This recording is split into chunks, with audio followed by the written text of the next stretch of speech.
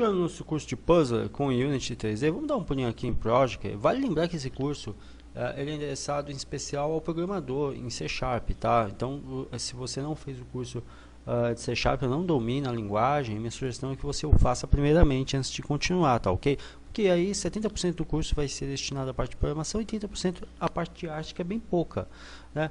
Tá aqui, ó, os arquivos relacionados ao curso, documentação, plugin, né? Pois tem um plugin integrado aí com o Windows, que já foi feito automaticamente. A parte de materiais, né? Só fazer uma dissecação aqui rápida, né? A parte de materiais, que são poucos, né? Não há necessidade, é um puzzle bem simples, porém bem contundente, bem resolvido, não tem necessidade de muita coisa. Esse aqui é um plugin quanto à parte de partículas, ó, tem isso aqui, mapinha de textura. Modelo 3D é só isso aqui, por incrível que pareça, tá? Aqui é as mesmas peças, né, que são replicadas aí. A gente, claro, que vai dar um ganho nisso, uma melhorada, mas a grosso modo é essa. Tá aqui ela acabada com o canal alfa, ó, duas imagens, né, que possuem o canal alfa, são arquivos em PNG, que estão aí aplicadas, mapeadas no modelo 3D. Como mapeá-las ou alterá-las, você vai aprender justamente aqui no nosso curso. Aqui está o plugin, tá, que faz aquele splash quando você consegue associar peças iguais e faz aquele efeito de brilho e tudo. É um plugin aqui nativo da Unity 3D. Você também vai aprender a alterar ele, tá? Tem a parte aqui de programação também que vai ser explanado. Na realidade, ele é um conjunto de partículas, tá? Ele é um emissor, né? Ou seja, um grupo de partículas. Você vai aprender a configurar, tá? Tamanho de partículas, coloração, efeito, tal, bem como a parte de programação em C Sharp, tá ok? Bem, demais que eu posso dizer, são mapas de textura que são extremamente simples de serem alterados, estão todos em PNG. Também você vai estar aí aprendendo a alterá-los, não tem nenhum bicho de 7 cabeças. E legal desse puzzle é que esse tipo de jogo é o tipo de jogo vencedor, principalmente para quem vai fazer alguma coisa para mobile, né? Olha só. Tá ok? Então vale a pena realmente estar aí dispondo um pouquinho do seu tempo. No final de semana você faz um curso como esse aqui tranquilamente, tá ok? Ó, a gente tem 4 levels, né? Sendo 2 aí destinados para mobile. E vamos aqui, o que acontece? Logo de cara, eu vou carregar a primeira cena aqui pra gente começar a colocar a mão na massa, né? Carreguei a primeira cena, parece que eu nem fiz nada, né? Ó, dá só uma olhada, ó. Eu vou segurar Alt e vou dar aqui um 360 para que vocês vejam. Parece que não tem nada, né? É quase isso, né? Na realidade é porque é preciso muito pouco para fazer um game puzzle atrativo, né? Então, se você for dar um pulinho aqui em Hierarchy, que é o inventário de itens que você tem aí no seu level, né? Olha só que legal. Eu tenho a câmera principal apenas, né? Ó, que está visualizando nada, porque é tudo carregado via código, né?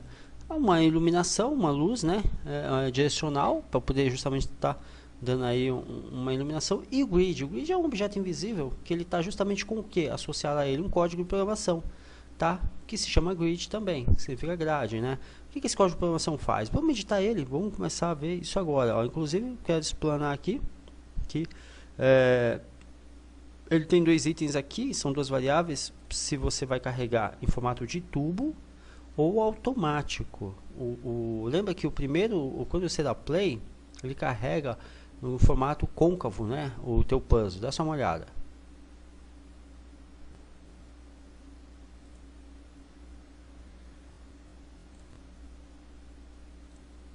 Observa que lá no fundo dá para você chegar até o fundo, porque é um formato de tubo mesmo. Mas por quê? Porque essa opção aqui está habilitada. Se eu desabilitar, olha o que acontece.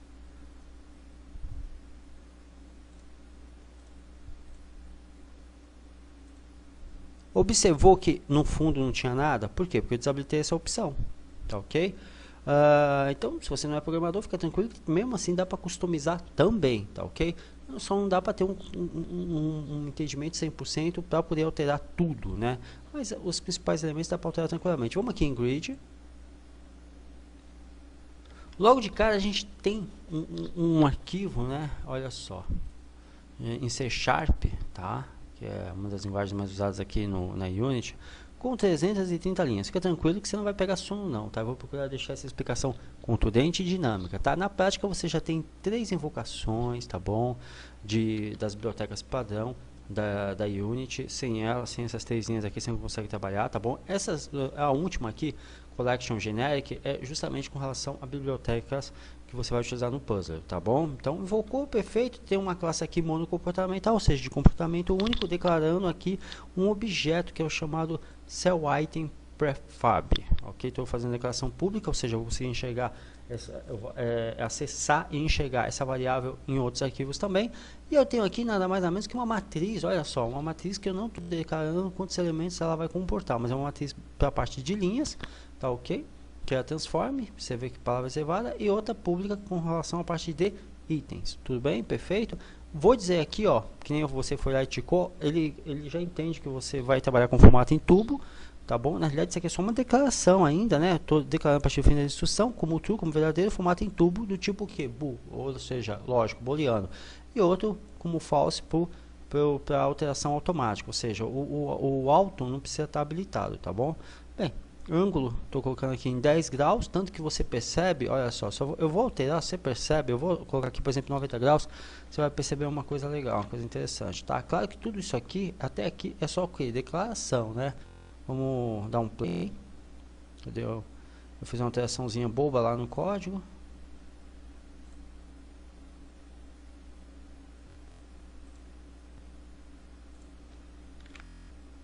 Tudo isso se deu por causa da alteração que eu fiz aqui, de 90 para 10 graus, tá bom? Angulatura.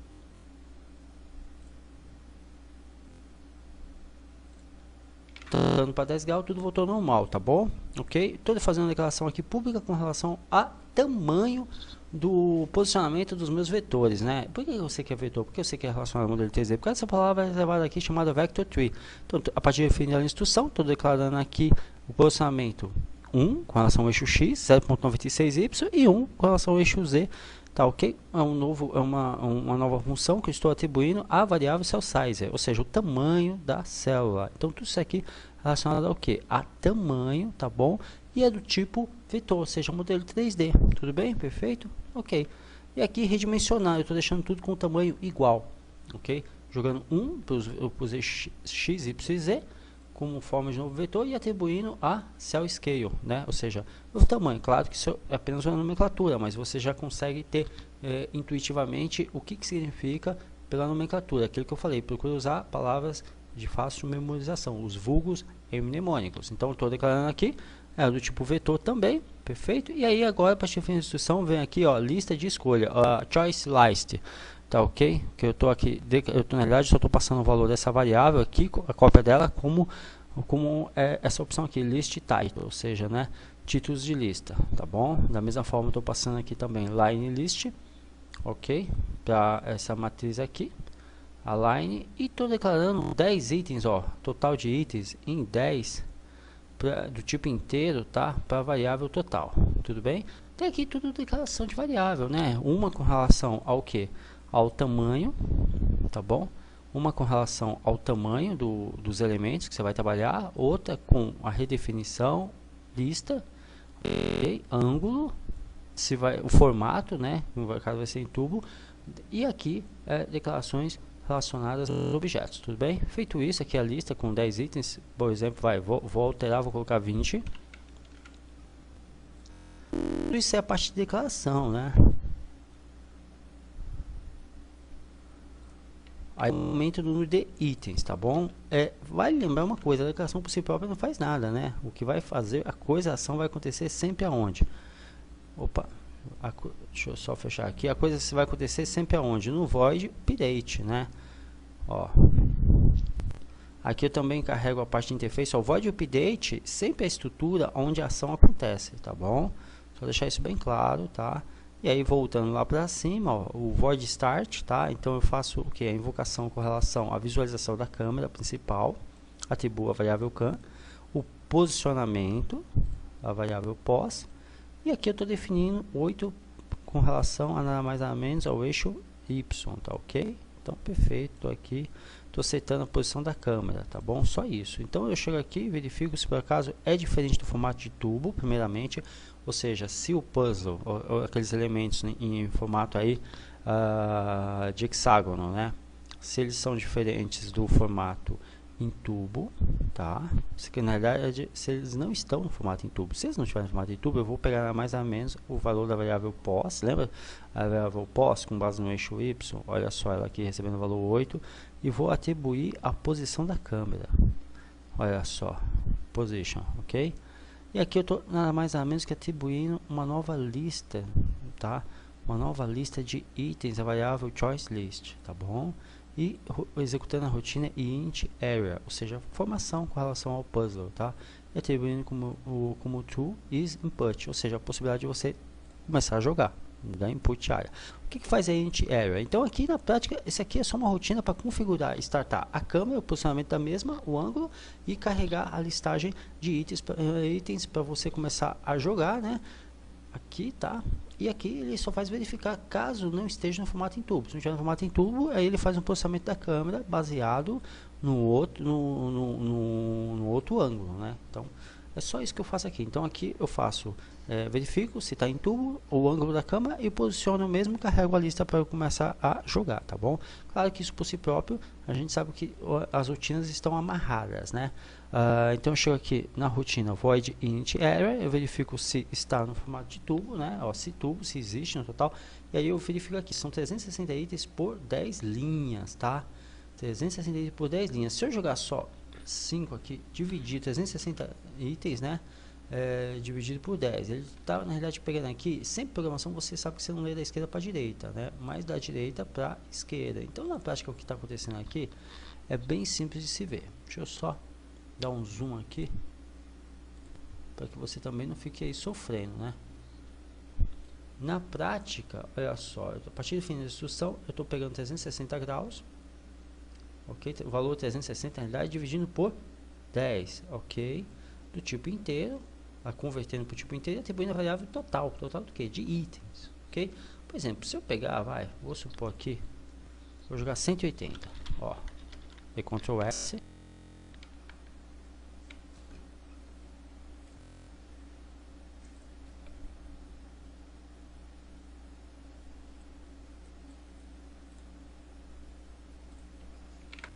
Percebeu que eu só tenho metade? Quer dizer, aqui é relacionado sobre a envergadura, não é um tubo, então é 360 graus. Então estou pegando 360 graus dividindo por 10. Se eu diminuir aqui, eu diminuo a relação em relação ao número de graus. E aqui eu diminuo em relação ao número de itens, tá?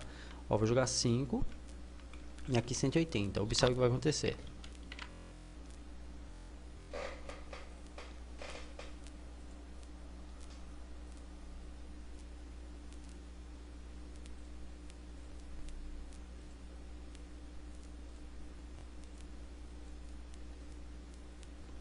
Como a numeração não acompanhou, ó, vou jogar aqui, por exemplo, eu joguei um valor menor, né? Eu vou jogar um valor maior, vou jogar 15.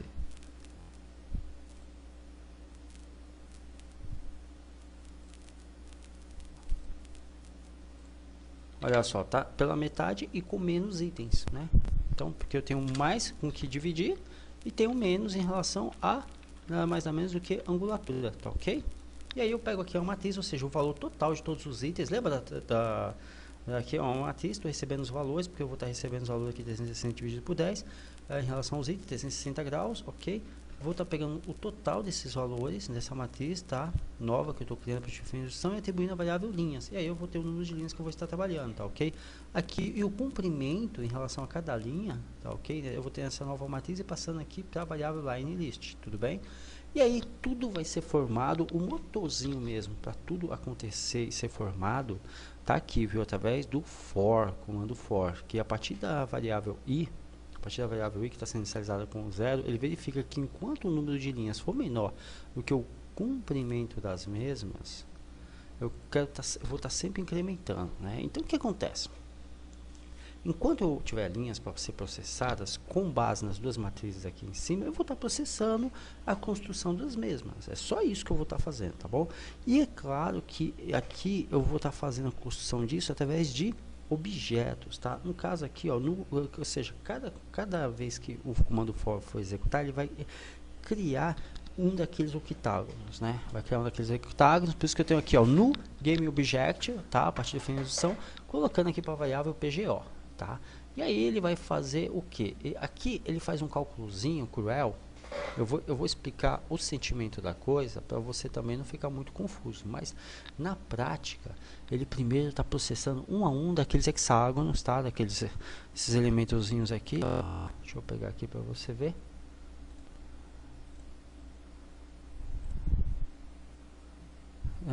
Pegar aqui, ó, models, tá aqui, ó, isso, perfeito, é esse aqui mesmo. Então, na prática, eu estou aqui processando um a um deles, tá? Pelo comando for. Para isso, eu tenho que criar como objeto, você sabe disso. Senão, eu não vou ter como parametrizar com relação ao posicionamento e tamanho e qualquer outro parâmetro. E aí, poxa vida, ele está aqui fazendo um incremento em relação a numeração e posicionamento. Isso aqui, ó, esse string aqui, toString, é para justamente estar acumulando os valores de x, y, z, tá bom? Os posicionamentos de x, y, z. E está atribuindo isso a tudo PG name, tá ok? Primeiro ele está tratando o que? Da nomenclatura. A partir do fim da instrução, ele está tratando aqui da numeração, ok? Base, né? Mas aqui ele está concatenando, né? Uma string com o valor da variável i mais um, sempre mais um, para poder estar, ou seja, cada vez que ele passar a linha, o comando for, que ele vai estar jogando a nomenclatura da string base mais o valor de i, ok, mais um sempre, e convertendo tudo para string. Olha só, convertendo tudo para string, tá? Então, a partir do fim da linha de instrução, na realidade, a partir da linha de instrução, eu vou estar aí convertendo tudo para string de forma concatenada, ou seja, eu vou ter aqui, por exemplo, base mais, sei lá, 1001.000. Então, eu vou estar sempre trabalhando com essa forma organizacional de nomenclatura e atribuindo tudo isso a variável pgo.names. Aqui, ou seja, aqui é só uma forma de ele estar, é como se, por exemplo, ele jogasse o octágono base 001, 1002, octágono base 002, 1003 e assim sucessivamente. É uma forma de nomenclatura. Aí você fala, mas por que ele está se preocupando com isso? Porque o que acontece? É um puzzle que trabalha com base em associação, e para ele conseguir verificar se uma figura é igual a outra, quando você clica e ele subtrai essas figuras que são próximas, ele precisa ter uma base de nomenclatura, que na prática são nomenclaturas, são nomes de declarações de variáveis, né? Entenda da seguinte forma, é como se você não tem como basear se dois elementos são iguais ou não, para poder estar subtraindo eles, que é essa a mecânica desse puzzle, se você não tiver a nomenclatura dos mesmos, né? Então aqui eu estou automaticamente criando a nomenclatura relativa a eles, só isso, tá bom? E aqui a partir do fim da instrução, estou pegando aqui o posicionamento e atribuindo a parte do que? O posicionamento real desses elementos a variável de cada nome, que é tá bom? Depois estou pegando aqui a partir do fim da instrução, cada novo objeto e atribuindo a Go, né? Game Object, tá bom? E pegando aqui o posicionamento e atribuindo, atualizando o posicionamento de cada objeto sendo criado à variável GO, tá bom? E aí ele vai fazer uma validação aqui, verifica se está tudo em formato de tubo, tá bom? Ó, se estubo, tá? E aí ele pega e converte o ângulo, tá? Esse quaternário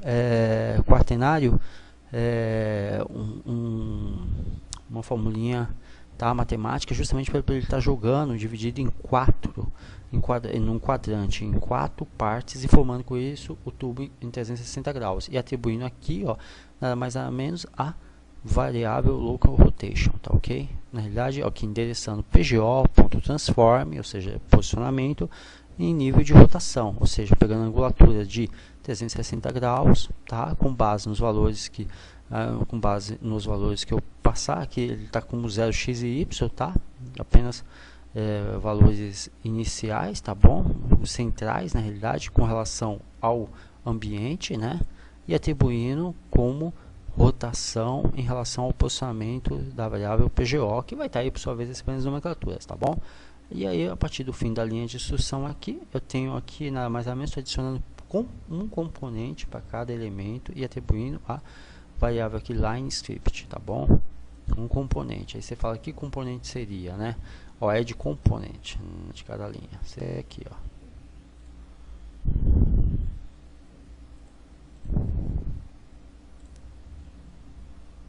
Tem o Bomb Effects, que é um componente, ok? E tem um outro aqui, ó, plugin. Só que eu não estou interessando ainda, tá? Não estou interessando ainda, tá bom? Tem um Bomb Effects, tá? O que eu estou fazendo aqui, na verdade, é preparando só a lista, é de component line, endereçando a partir da variável go, que vai estar tendo posicionamento aí, ok? E o formato em relação aos hexágonos e atribuindo tudo à variável line script, tá bom? Estou atribuindo o valor de i, né, com base aqui no for, a variável index e idx, né, a partir do script, que é a forma de estar indexando tudo. E aí o posicionamento relacionado a cada um dos elementos eu estou atribuindo aqui a tf, a variável tf. E a variável tf, por sua vez, estou atribuindo como elemento através do comando for a matriz lines, tá bom? Aí eu verifico aqui, eu faço uma verificaçãozinha. Eu sei que talvez para você, se você for iniciante de programação, esteja um pouco confuso, mas não se preocupe, isso é como uma estrutura de repetição. Na verdade, isso é uma estrutura de repetição com base em matrizes, incrementando valores, replicando os mesmos para que haja formação de todos os elementos no formato de tubo. Só isso. E ele faz isso aplicando nomenclatura, endereçando o posicionamento e aplicando o posicionamento de cada um dos elementos e colocando, né, as devidas declarações do que cada elemento é em relação à sua posição e nomenclatura, para que ele consiga fazer o comparativo depois, para ver se há elementos iguais ou não, e aí faça a subtração quando você vai e clica com o mouse, né? É essa a mecânica desse puzzle, né? Eu vou terminar de explicar esse for, tá? Para não embaralhar muito sua cabeça, e a gente vai pedir para que você esteja fazendo seus testes para você sentir como é que trabalha a programação. Aí ele vem aqui, tranquilamente, verifica se está no formato de tubo. Se tiver, ele faz esse cálculozinho aqui com relação a tamanho, angulatura, posicionamento, a parte frontal, a parte de cima, e atribui nada mais nada menos do que ao posicionamento local, tá bom? Se estiver no formato de tubo, tá? Então aqui é uma forma de ele estar reorganizando tudo, tá bom? Ou ele pega, se não estiver no formato de tubo, e endereça tudo de forma frontal, né? Ou seja, deixa de ser tubo e redimensiona também, tá bom? E aqui ele reorganiza. Porque acontece, no formato de tubo eu tenho uma certa ordem com relação à nomenclatura e endereçamento dos meus hexágonos. E aqui, se não for formato apenas frontal, não de tubo, eu tenho uma nova ordem, porque não vai ser o mesmo número de elementos. Eu não vou estar trabalhando com replicação 360 graus, apenas com replicação frontal, tá bom? E aí eu atualizo a matriz com relação aos títulos, né? Caso seja esse o fator, né? E aí no caso o número de elementos vai ser menor, atualizo os itens em questão e basicamente é isso, tá bom? O outro for, veja que assim, né? Eu tenho um for dentro de outro, né? Ou seja, uma estrutura de repetição dentro de outra. Ó, esse aqui, esse for, ele começa e termina aqui. Já esse for, ele começa e só termina aqui, ele está indentado, tá? Você não pode intercalar estruturas de repetição, tá? Isso em nenhuma linguagem de programação, tá bom? Com exceção de Basic, né? Mas em suma, linguagens estruturadas, vulgo como C++, C Sharp, C, COBOL, são linguagens que a gente chama de linguagens estruturadas. Então você não pode ficar intercalando os comandos de repetição, tá? Então um começa aqui, tá ok? Que é o próximo que a gente vai explanar na próxima aula. E o primeiro for, que é o que a gente explanou nessa aqui, termina aqui. Aí vem só uma perguntinha. Pô, Edward, legal isso que você está falando, etc e tal. Mas deixa eu ver se eu entendi. Esse primeiro for aqui, o que ele faz é montar, então, ele replica os elementos, endereça eles, dá nomenclatura, ou seja, faz declaração de variáveis, e cada variável ou seja, cada octágono repetido, hexágono, perdão, repetido é uma variável, aí ele endereça posicionamento, tamanho e nomenclatura, para poder justamente conseguir fazer os comparativos. Perfeito, tá aí tudo bem. E forma, ver se a coisa está formada em tubo ou não, e aí reorganiza tudo bem? É isso que ele faz. Tá? Esse primeiro for. O segundo for, a gente vai ver ele trabalhando a partir da próxima aula, porém o que eu quero que você faça nessa aula aqui, eu quero que você brinque um pouquinho com os comandos aqui, tá bom? Não só do for, fica à vontade, tá? Para poder estar, se você não se sentir muito seguro, faz o seguinte, faz uma cópia do grid.cs, deixa ela com outro nome e fica brincando aqui, porque qualquer coisa que você tenha errado, é só deletar e voltar ao anterior, o de backup, tá bom? Dúvida? é só entrar em contato comigo, tá bom? Assim, um pouquinho turvo, tá? Mas fica tranquilo que a gente vai estar esperando linha a linha. A próxima aula a gente vai estar dando continuidade.